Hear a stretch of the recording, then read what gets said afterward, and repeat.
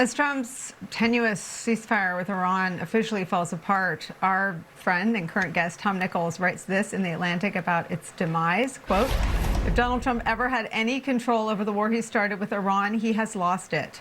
The Iranians are now setting the terms of this conflict and routinely humiliating the American president. The ceasefire Trump declared last month, a move probably meant to both soothe international markets and avert legislative action from the United States Congress, never really existed because neither side ever ceased firing. Trump is now going through something like the stages of wartime grief: denial that America failed, anger, which has led to renewed attacks, and then bargaining as if the Iranians could somehow be bought off like a gang of recalcitrant construction workers in New York. None of it has worked. Depression and acceptance await. We're back with Tom, John, and Ambassador McFaul. Tom, do you think anyone will communicate this bluntly to Donald Trump? What is clear, I guess, importantly to an increasing number of Americans, but to the Iranians? No.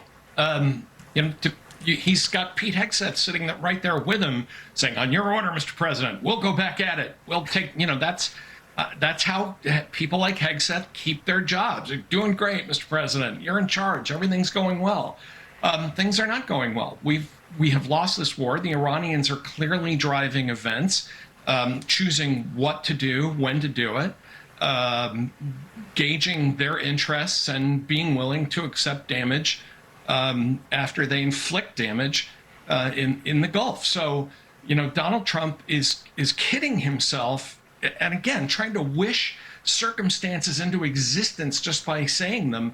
But even today, you saw him start off by saying, well, if they don't play ball, I'll commit war crimes, basically.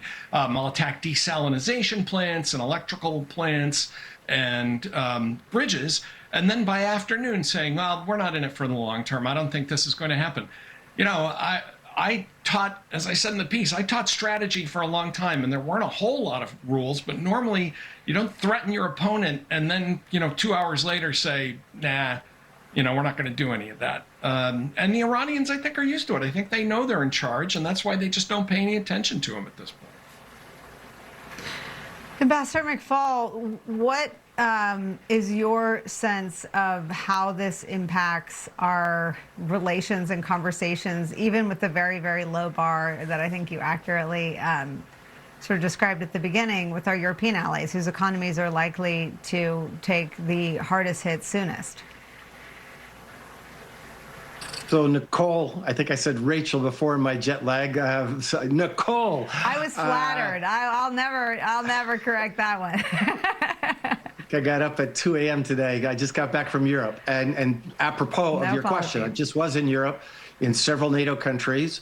There was deep apprehension, of course, about this summit in Ankara. So the fact that there's not the worst case scenarios, sigh of relief. But secondly, I mean, Tom's point is so important here that we've lost control. The president has lost control of this war. There's never been a ceasefire. He signed a document with great fanfare, but it didn't end the war. And I want to remind everybody, because we forget, because he says so many things all the time, what he is trying to end the fighting about is to open the Strait of Hormuz. The Strait of Hormuz was open before he launched this war against Iran. So he's not trying to get rid of their nuclear program. He's not trying to end their missile production. He's not trying to stop support for terrorism. He's not trying to foment democratic regime change. Those are all the things he said the war was about. He's trying to clean up a problem that his war caused, and he has no strategy to achieve that. So this idea we're going to bomb and it's going to change anything in the negotiations, it hasn't worked in the past. I don't see why it works in the future. And that makes America look weak, makes us look weak in Europe, makes us look weak in the Middle East, it makes us look weak in Asia. And that is dangerous for our long-term national security interests.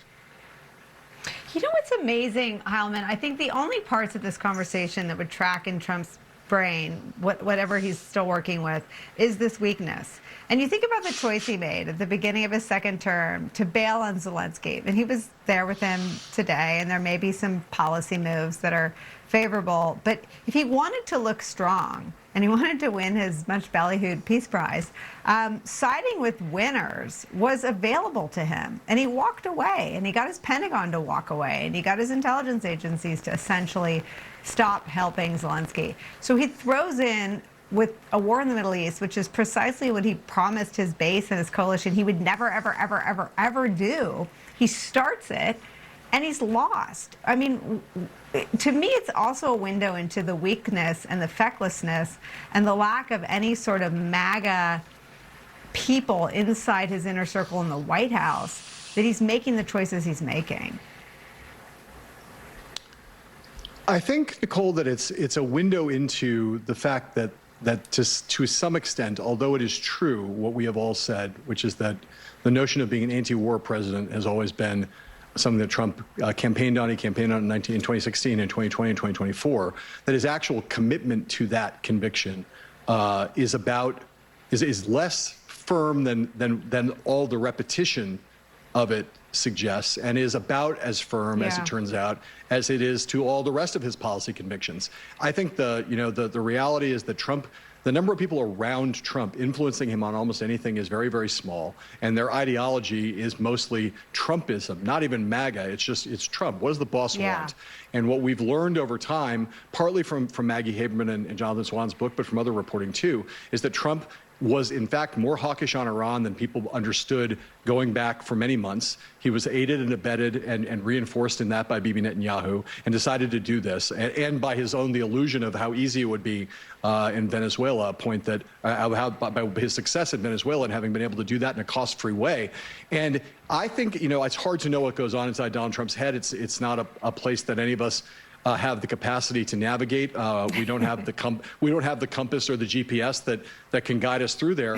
But I can't help but think that he wakes up, that now if he has any moments of real self-reflection, he doesn't wake up and think, I wish that I didn't do this, because I don't think Trump ever takes that kind of responsibility. But I think he understands that this has gone wrong, and that the options that he has, he keeps going back to the same playbook, which is basically threaten annihilation, but also suggest that, we're open to negotiation. And that, to Tom's point, just gives Iran the whip hand in this. And I'll tell you, the one group of people who are most upset today is the entirety of the GOP caucus on Capitol Hill, who look at this and say, I can't believe energy's spiking again. We are screwed. Yeah, and the men and women of the military and their families. I mean, CENTCOM has confirmed that strikes are now ongoing, so that puts a lot of families on edge as well. Tom Nichols, Ambassador McFaul. Tom, thank you for writing and dropping this piece right in time for our conversation. Ambassador, thank you for joining us on a quick turnaround from Europe. Heilemann sticks around. When we come back, how Democrats move on from this current news cycle that has ensnared their Senate candidate in Maine